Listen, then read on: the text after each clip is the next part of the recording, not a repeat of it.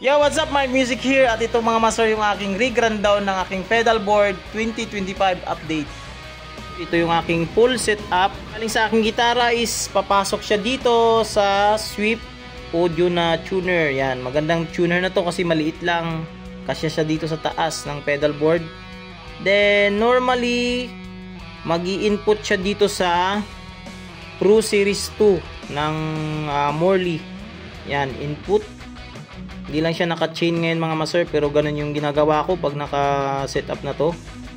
Bago pa siya mag-i-input dito sa NS2 noise suppressor input. Then pag input niya is isi-send niya dito sa drive pedals, yung ating jackhammer na Marshall at yung turbo overdrive. Magre-return siya doon sa ating NS2.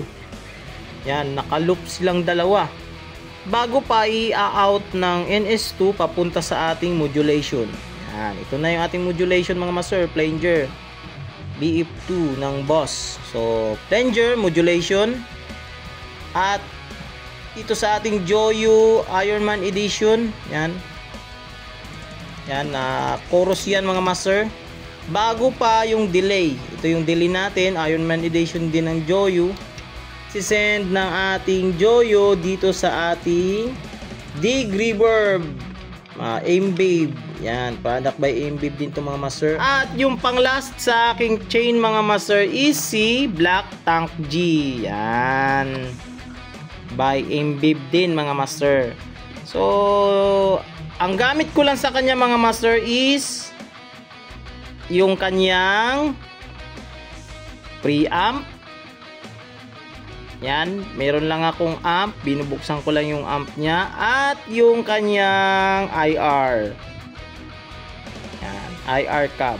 Yan lang ang binubuksan ko sa Tank G, kaya naging hybrid setup na siya mga master. Ito yung pang last chain natin mga master, kasi meron na rin siyang XLR out. Yan.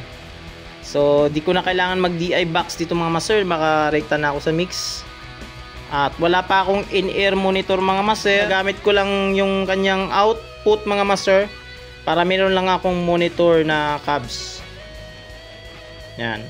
At lahat ng ito mga master na nandito mga master is powered by Aimbabe Isolated Power. Yan.